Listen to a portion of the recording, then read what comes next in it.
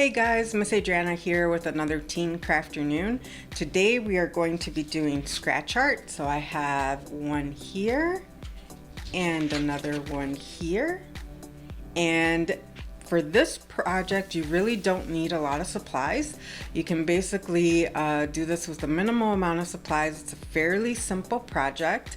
It is going to take a little bit of time, and that's only the part where you're going to let the paint fully dry. Other than that, it's fun, simple, easy. So I'll see you in a moment as we run through the supply list. Hello everyone, we're gonna run through the supply list you're gonna need for this craft. So first thing you need is some crayons or some oil pastels, either will work, and that's what you're gonna first put on your surface. You're going to need some paper, so I'm just using regular cardstock right now, but you do want to have a heavier paper, so anything that you can put paint on. If it's just regular Xerox paper, it's probably going to rip or it's going to warp on you all crazy. You're also going to need paint, so you will need black acrylic paint. You can use like the apple crate, apple barrel paint, or any brand is fine. You're going to need some dish soap. You're going to need a brush so that you can brush the paint on, as well as something to scratch with. I'm using a Papillion, but you can use a skewer, you can use you know, the edge of a fork, you can use your nail. Anything that has a sharp edge is going to work. And then you need something to mix your paint with. So we have a regular palette here, but you can use the lid of a Tupperware or a container that you don't want to use anymore. Not something that you're going to reuse all the time, so don't get paint on that stuff. Don't get me in trouble, okay guys? So what we're going to do to get started is first we're actually going to prep our sheets of paper. So I have two. And one I'm going to do with regular crayons, and the other one I'm going to do with the oil pastels, just to kind of see what differences there are. So it looks like somebody made a lot of changes to this Crayola box. So I have a very limited range of colors here. So I think, let's see, I at least have a blue. Let's grab some red. Let's grab an orange. Let's grab a yellow, and let's grab a pink. So let's see how that works. Maybe we'll draw a sunset or something. And basically what you want to do is you want to take your crayons and you just want to start randomly creating shapes with your crayons. You can even like do starburst patterns or things like that. And you want to be very liberal with your crayons. You don't want to, you know, just kind of lightly. You really want to go to town. You want to get the paper very saturated with your crayon. And so we're going to just kind of go along and create whatever shapes we feel like.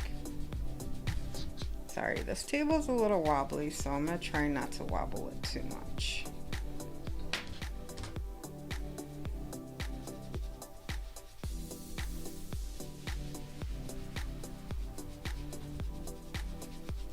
So definitely make sure you saturate your paper well. So I'm probably going to speed up the time for this, so I'll see you when I'm done.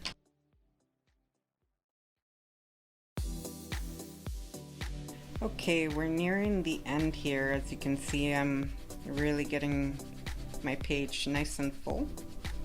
The only thing I will say is to make sure that you fill in the gaps. So as you saw when I was in here in this area, I had a few gaps, so I went back and kind of tried to fill in those areas. Also, you know, I did try to mix a little bit of the colors to see if they would mix well, but apparently crayons don't mix very well. So I got a weird, like, almost purple shade here, but it didn't work too well. That's okay.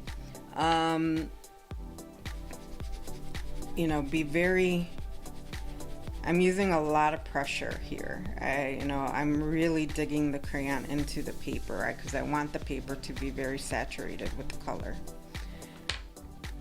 So take your time. You can create gradients if you want. I'm just creating like really weird patterns and shapes because I want it to be really random. But you can create like gradients with the crayons. You can create like starburst patterns with the crayons. You can just, you know, do what you like. But, you know, it doesn't have to be a masterpiece underneath your scratch art.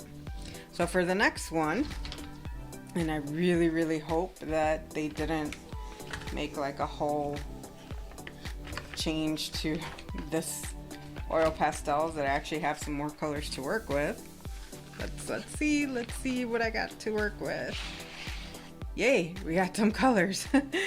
So for this one, I'm using oil pastels. Oil pastels tend to be almost chalky, and they're very saturated with color, which is really great.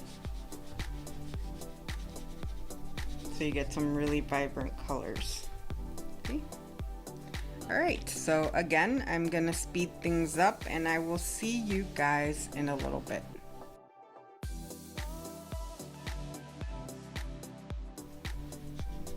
All right, we are nearing the end here again.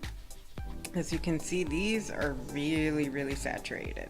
So your paper is gonna get nice and colorful. You know, just have fun with this. Build as many colors as you want. And as you can tell too, these mix a little bit easier. Like you're able to get more of a gradient pattern if you kind of work back and forth. So you have an easier chance of getting these to mix than the regular crayons. But they also have one drawback, which is they leave a lot of residue. I don't know if you can see it well on camera, so I'm gonna brush some of those like extra bits off, hopefully, and try not to make more of a mess, but there we go. So with this one, I created a few starbursts, and then I just kind of started filling in colors and things like that. So if you see any gaps, go back and fill those in. You definitely want to have no gaps. You want your paper to be fully saturated with color. And once you've done that, we are ready for the next step. So let me just finish up here. I think that's good enough. Oh, I missed the corner here. But at least we got some more colors in this, so I'm happy about that. So here we have our two sheets that are ready to go to get painted on. So in order to create that paint, what we're going to do is we're going to take our palette, and I'm going to shake this up real quick.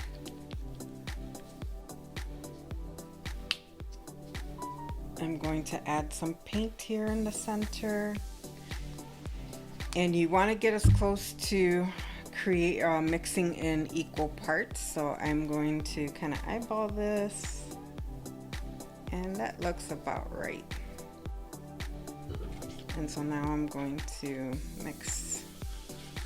And if you feel like there's too much dish soap, then go ahead and add more paint. And mix it very well. You really want this to be nice and black.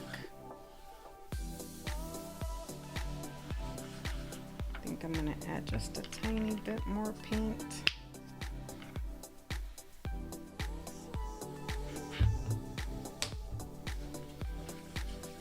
You're probably going to see some bubbling, and that's perfectly normal since you added dish soap.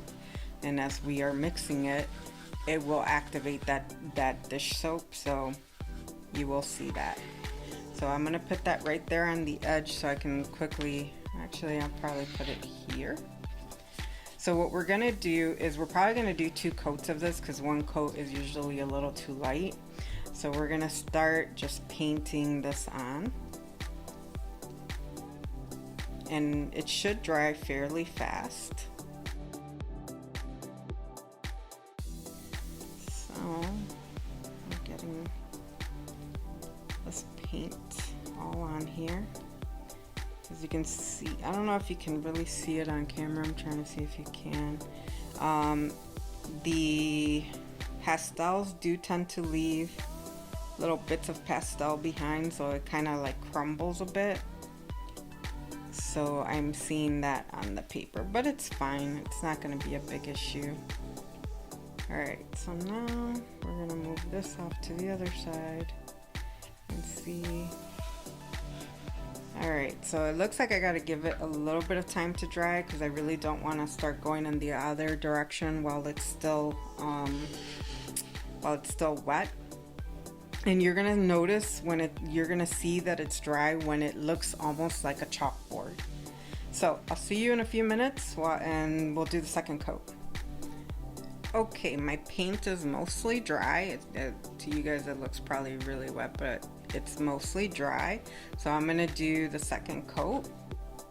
And this one I'm going to go in the opposite direction just so that I can get all those like little areas that I may have missed covered. So I am going to finish painting the second coat and then I'm going to let it completely dry, and I will see you back when we're ready to scratch our art onto here. See you in a little bit. Okay, so we're back and my paper has completely dried. It took a little bit longer than I expected. When I looked, kind of saw how this was done, they said it dried fairly fast, but it actually took about an hour for this to dry. Anyway, also don't do what I did. I accidentally dropped something on the paper because this scratches off really easily, so you have to be kind of careful once you've got it on there. So I'll try to see if I can incorporate my design into that. And I think today I'm gonna do something simple because I'm not that great at drawing. So again, it doesn't take a lot of pressure to scratch it off, so you don't need to be really forceful. So let's hope I don't mess this up. Let's give him a wider base, and I'm going a little crooked already. Great thing about Pusheen is he's rather easy to draw sometimes if you actually know what you're doing, but try to get a cute looking Pusheen on here.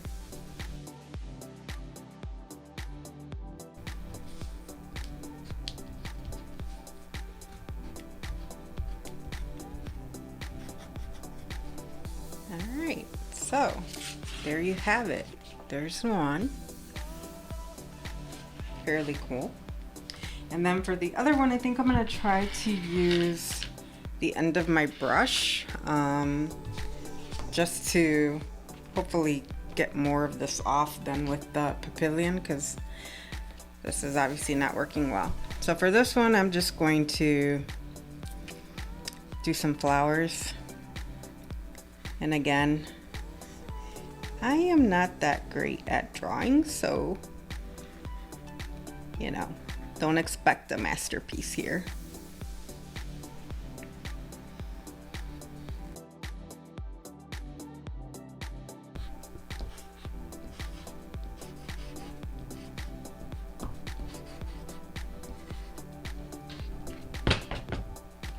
Got some resin. Oh, that's from when I dropped it. So yeah, there you go. So we have flowers and we have Pusheen.